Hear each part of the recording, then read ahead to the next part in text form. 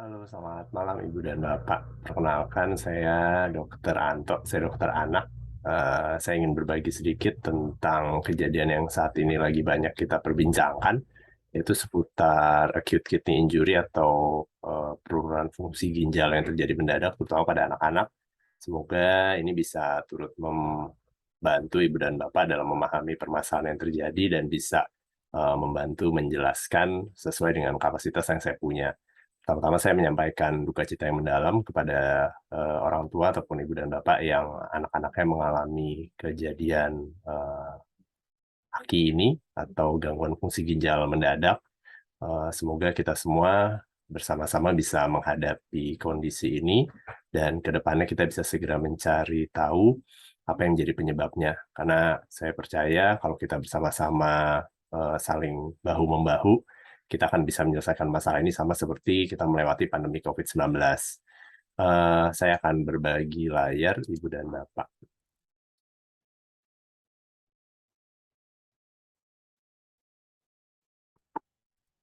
Baik. Jadi sebetulnya yang kejadian saat ini yang banyak angka yang meningkat itu adalah kejadian kalau kita sebutnya acute kidney injury atau gangguan fungsi ginjal yang terjadi secara mendadak dan ternyata istilah progresif itu artinya penurunan fungsi ginjalnya itu terjadinya secara cepat. Kalau secara medis, maaf ini bahasanya memang masih bahasa yang Inggris, artinya dari buku kesehatan. Tapi saya akan coba menjelaskan dalam bahasa yang bisa kita mengerti bersama-sama. Ginjal itu berfungsi untuk menyaring kotoran yang ada dalam tubuh kita dan membuangnya keluar tubuh kita dalam bentuk cairan. Jadi artinya hasil dari eh, ginjal kita dalam bentuk air seni atau urin. Nah, kalau kita bicara adanya gangguan fungsi ginjal, ternyata itu kita bisa membaginya menjadi tiga gitu. Apakah gangguannya itu terjadi sebelum masuk ke ginjal, gangguannya terjadi di dalam ginjal, atau gangguannya itu terjadi setelah air seni atau urin kita itu keluar dari ginjal gitu. Jadi kalau Ibu dan Bapak melihat gambar ginjal di internet, itu tampak bahwa dari dari jantung akan memompa seluruh darah kita ke seluruh tubuh. Nah, kemudian dia akan dalam ujungnya dia akan ada pembuluh darah yang masuk mengalirkan darah ke dalam ginjal. Nah, ginjal akan melakukan fungsinya untuk menyaring kotoran sehingga kotoran-kotoran bisa keluar dalam bentuk urin atau air seni. Nah, setelah dari ginjal dia akan keluar melalui saluran dari ginjal menuju kandung kemih. Nah, kandung kemih lalu keluar dalam bentuk air seni atau buang air kecil atau pipis. Nah, yang dimaksud sumbatan adalah adanya sumbatan setelah air seni atau urin itu keluar dari ginjal. Jadinya terjadi bendungan. Nah, ketiga kondisi ini bisa menyebabkan penurunan fungsi ginjal yang mendadak. Nah, kalau yang dibilang sebelum ginjal itu kalau terjadi penurunan cairan tubuh. Jadi kalau kita mengalami kekurangan cairan atau mengalami perdarahan yang tidak segera diganti, artinya darah ataupun cairan dalam tubuh kita kurang sehingga cairan ke ginjalnya berkurang. Akibatnya ginjal tidak mendapat cairan yang cukup sehingga ginjalnya bisa mengalami kerusakan. Nah, kalau yang dibilang penyakit ginjal atau gangguannya di dalam ginjal itu sendiri artinya ginjal kita mengalami suatu kondisi atau keadaan yang menyebabkan dia mengalami kerusakan. Nah, inilah ternyata penyebabnya cukup banyak Ibu dan Bapak. Bisa ada kerusakan yang karena kekurangan oksigen, atau ada obat-obatan yang memicu kerusakan ginjal, atau ini yang jadi lagi kita ramai perbincangkan adalah adanya toksin atau zat racun yang bisa berasal dari dalam tubuh kita atau dari luar yang secara langsung merusak fungsi ginjal kita atau fungsi ginjal kita di dalam. Nah, ini yang tadi disebutkan bahwa dari literatur memang salah satu bahan dari luar yang beracun itu salah satunya adalah etilen glikol. Tapi ya, sekali lagi ada banyak penyebab lain yang bisa menyebabkan kerusakan ginjal gitu. Bahkan peningkatan asam urat, kemudian ada adanya peradangan di ginjal atau infeksi di ginjal, adanya gangguan pembuluh darah di ginjal, adanya gangguan perkembangan ginjal gitu. Nah, ini hal-hal yang bisa menyebabkan kerusakan ginjal. Nah, saat saat kita menemukan kondisi penurunan fungsi ginjal, maka kita perlu mencari tahu penyebabnya. Tentu yang terutama adalah memberikan pertolongan yang bisa menyelamatkan nyawa. Nah, saat kita melakukan penentuan apa penyebabnya, maka banyak langkah-langkah yang perlu dilakukan, mulai dari pemeriksaan darah, pemeriksaan urin atau pemeriksaan kencing, sampai pada biopsi ginjal. Nah, hasil-hasil itu akan dikumpulkan karena hasil dari pemeriksaan itu yang akan membantu untuk menjelaskan kira-kira apa penyebabnya.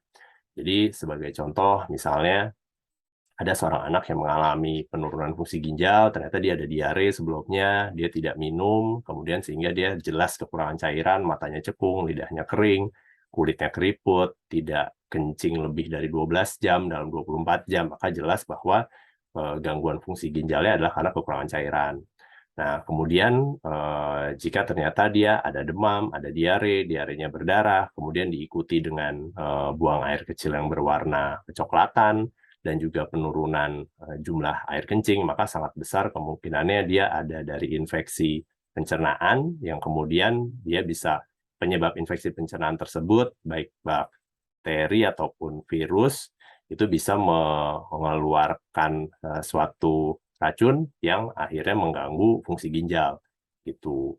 Nah, itu beberapa penyebabnya. Jadi kita perlu mengumpulkan data-data mulai dari riwayat penyakitnya, kemudian perjalanan penyakitnya, kemudian obat apa yang dikonsumsi, kemudian bagaimana dia sampai menuju rumah sakit, kemudian bagaimana terapi selama di rumah sakit, bagaimana hasil pemeriksaannya, mulai dari tadi pemeriksaan darahnya, pemeriksaan urinnya, pemeriksaan bahkan sampai biopsi ginjalnya, itu akan membantu menjelaskan, mengarahkan mana penyebab dari penurunan fungsi ginjal.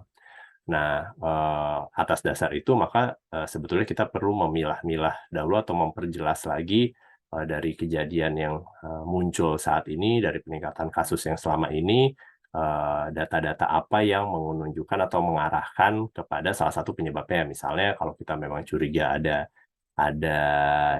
diperantarai oleh kerusakan ginjal yang disebabkan oleh toksin atau oleh racun, maka berarti kita perlu mengumpulkan data-data pendukung gitu. Kurang lebih apa apa apa yang terjadi nih sebelum anak-anak tersebut mengalami penurunan fungsi ginjal, obat-obatan apa yang diminum. Nah, kemudian hasil biopsi ginjalnya apakah mengarahkan kepada hal tersebut, kepada peningkatan zat racun di dalam tubuh.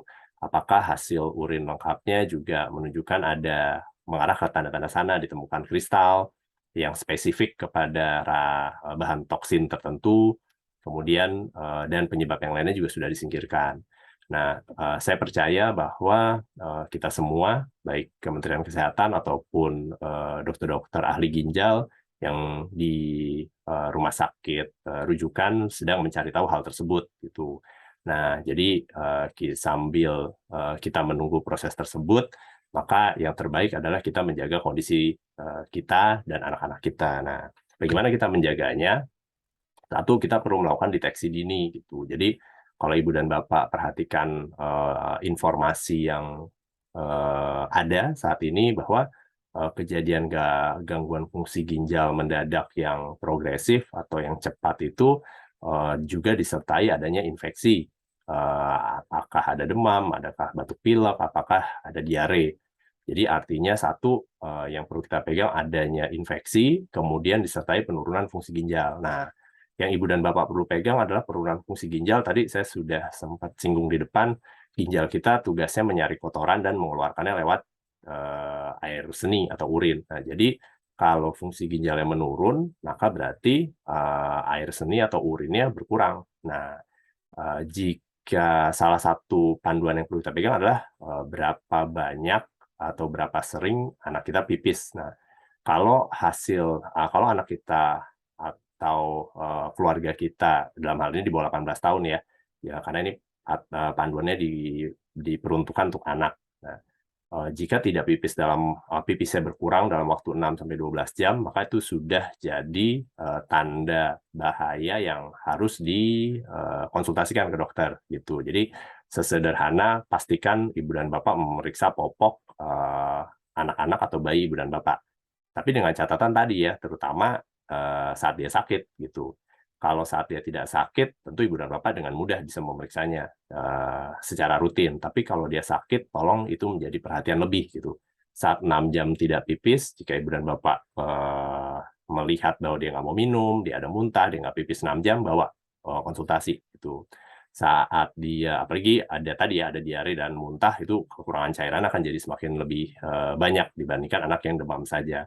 Patokannya itu aja. Jadi begitu dia nggak pipis selama 6-12 jam atau jelas berkurang, tadinya banyak, tadinya berat, jadinya sedikit, segera komunikasikan atau konsultasikan dengan tenaga kesehatan yang sering Anda kunjungi gitu. Apalagi jika dia dalam kondisi tadi batuk pilek atau diare muntah. Nah, catatan yang berikutnya adalah kita perlu mencegah penyakit gitu, karena tadi kejadian penurunan fungsi ginjal akut yang mendadak dan memberat secara cepat ini atau progresif ini umumnya disertai dengan penyakit harian. Nah, kita sadar betul bahwa dalam waktu 2-4 minggu terakhir banyak sekali anak-anak yang batuk pilek gitu ataupun diare. Nah, jadi artinya bagaimana cara mencegahnya? Kita udah belajar 2 tahun ini dalam pandemi COVID. Pencegahan batuk pilek sama seperti pencegahan COVID. Pakai masker, jaga jarak, cuci tangan gitu. Jadi pastikan itu kita pegang. Kalau misalnya di sekolahnya ada yang batuk pilek atau anak kita udah mulai demam, jangan masuk sekolah. Kalau misalnya masuk sekolah, pastikan tetap pakai masker, pastikan tetap jaga jarak gitu, karena penyakit nggak cuma COVID saja, dan ke depannya kita belum tahu ada penyakit apa lagi yang akan hadir gitu. Jadi pastikan protokol kesehatan tetap dilakukan.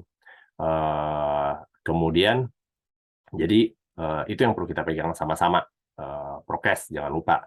Nah, menyikapi yang sekarang ada nih Ibu dan Bapak, kan kita gimana sih sebetulnya kalau anak kita demam? Kalau anak kita demam, sebetulnya demam itu punya tanda atau alarm dari tubuh kita gitu. Jadi sebetulnya tanpa ada kejadian ini pun, kalaupun demam kita nggak perlu buru-buru minum obat. Tuh. Hal ini menunjukkan bahwa memang kita perlu bijak dalam mempergunakan atau menggunakan obat-obatan, artinya perlu sesuai dengan indikasi. Nah, pada demam kita punya 2 panduan, yaitu suhu dan perilaku anak. Demam itu sendiri punya fungsi yang baik untuk mendorong sel darah putih atau leukosit atau tentara dalam tubuh kita untuk lebih aktif melawan infeksi. Jadi, kalau anak kita demam, artinya badannya lagi aktif melawan infeksi yang ada di dalam tubuhnya. Nah, harapannya dia bisa melawan infeksi tersebut dan jadi sembuh. Tuh. Jadi, kalau anak demam, itu alarm bahwa ada infeksi nih di dalam tubuh atau anak kita, dan dia lagi melawannya. Selama anaknya masih nyaman, maka kita tidak perlu buru-buru menurunkan suhu tubuh anak kita gitu. Jadi, tingginya demam tidak berbanding lurus dengan beratnya penyakit. Nah, jadi ibu dan bapak tidak perlu tergopoh-gopoh untuk memberikan penurun panas kalau anaknya dirasa hangat atau demam. Suhu tubuh normal itu 36,5 sampai 37,5. Kita bilang demam kalau di atas atau sama dengan 38 derajat Celcius.